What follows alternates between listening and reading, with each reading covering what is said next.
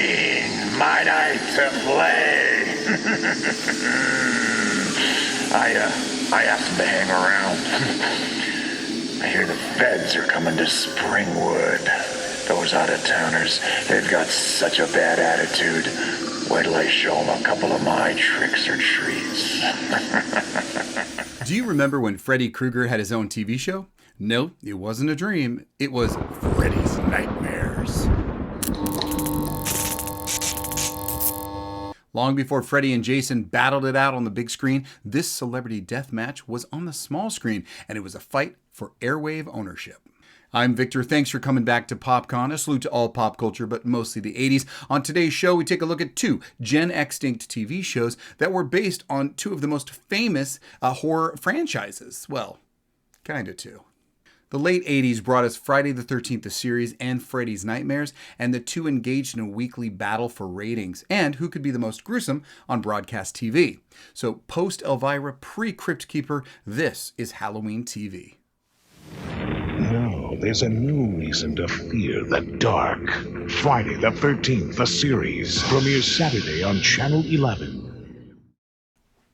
Similar only in name, with the success of the film franchise, there was interest in making a series, bringing Friday the 13th to TV, but in a poor decision without the use of the film characters, location, or even the lore. However, the name was kept and was all that was needed to draw the audience in. There was a usual cast for this show, and with 3 seasons, and the producer of the films, Frank Mancuso Jr. at the helm, somehow even without Jason, it had a successful run for a time. Curious Goods is an antique shop where the recently departed proprietor Uncle Lewis had made a deal with the devil, leaving all the items being sold cursed in exchange for life and wealth. The shop is willed to his niece, and with her cousin they quickly sell off all the items in the shop to make a profit and wipe their hands clean of the place. That is before a friend of Uncle Lewis lets them know what was going on, and they have basically released the evil of Pandora's box into the world. And then the race is on. Using the all-too-important manifesto, they rush to collect the items from their new owners and stash them away, lock them all up in some sort of evil, curse-proof vault in the basement of the store. That's it! And the show worked. Originally called The 13th Hour, it may not have been allowed to bring up the Voorhees family, but they knew the marketability of the title and ran with it. From the opening credits with its eerie music and shattering emphasis on the title that would not even bring us an Easter egg of Crystal Lake or a hockey mask, believe me, I was looking. Friday the 13th, the series proved to be completely watchable, sometimes even exciting. Some people see it as a more transient poor man's predecessor to the X-Files, and then there are people like me who see it as a live-action update to the 13 Ghosts of Scooby-Doo. Yeah, the one with Vincent Price. Even while crossing the occasional line of decency, according to the censors, the show was ranked as number 2 with males between 18 and 49, only behind Star Trek The Next Generation. So popular in its late-night time slot, networks moved it up to prime time, which may have signaled the death knell. But while Mickey, Ryan, and Jack were doing well in the ratings, they had endless artifacts to retrieve in some unique way and original storytelling, especially with episodes like 13 O'Clock, The Butcher, and one of my favorites, The Scarecrow. Perhaps this show knew what it took. Successfully keeping the Friday franchise fresh in audience minds in true Freddy Krueger fashion, he wasn't going to take it lying down, and so in 1988, Freddy's Nightmares debuted and evolved the horror anthology genre into must-see TV, featuring the titular character as bookends for each episode. He also delivered the occasional acerbic barb about the show in bumpers to and from commercials that took Elvira's quips up a notch. The weekly anthology featured tales of evil and death for the citizens of Springwood, where the original film takes place. Undeniably similar to Tales from the Dark Side, the early 80s horror science fiction anthology by Night of the Living Dead director George A. Romero, and far less similar but inspired by The Twilight Zone and Outer Limits, what Freddy's Nightmares lacked in good writing was the appearance of the iconic and purely evil antagonist, Freddy Krueger.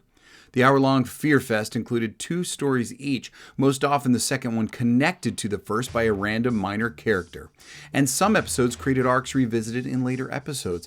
Unlike Friday, Freddy did not just have the name, but his weekly appearance kept his place in the Horror Hall of Fame secure. And in some of the best episodes, Freddy was featured as a major character. Sadly, only 8 of the total 44, but he was what drew the audiences in, especially with that Don't Miss pilot episode, which depicts the events only described briefly in the original film.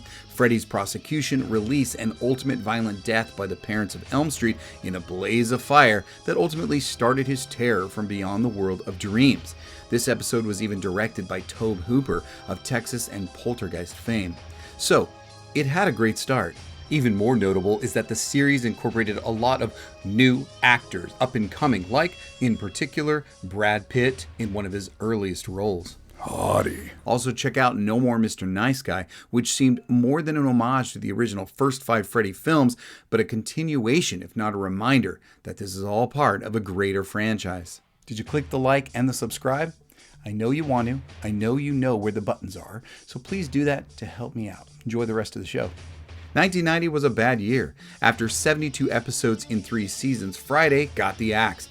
The cast and crew were informed while filming the 20th episode of that season, and as was so common then, but just as frustrating now, the show could not film any more episodes or scenes to give us closure. It was a surprise to everyone involved, as it was a success in many ways and even ushered more modern horror with an intriguing premise. Was it the change of cast from Ryan to Johnny or outlandish storytelling? If you could, how would you have ended the series? 1990 wasn't so good for our other film franchise gone TV. Perhaps they had similar fates. Tales from the Crypt was a popular comic book series that transitioned to TV for 4 successful years and an incredibly remembered pop iconic host, the Crypt Keeper. It would seem it rode in on the inspiration of Freddy's Nightmares, but succeeded where the child murderer could not. Of course, Crypt knew where to take their blood and gore to HBO. Freddy's Nightmares was supposed to be aired late at night. At 11 p.m. or later, you could get away with murder. But as a syndicated program, it was sometimes broadcast as early as 4:30 and got in a lot of trouble. With censorship and editing and finally cutting the budget, even nominated for a Saturn Award, the show just couldn't go on, and Freddy returned to the Cineplex for big budgets and big returns. Even with Freddy's appearances on his own show, he gets the shaft as more of an experiment, while the Jasonless counterpart receives the more cult classic clout. In the end, it didn't matter. They were both gone by 1990. And today, with Child's Play being a relative successful current horror TV series, where Chucky is the main character of course, Freddy's rights are now in the hands of Wes Craven's estate, and streaming is an anything-goes landscape.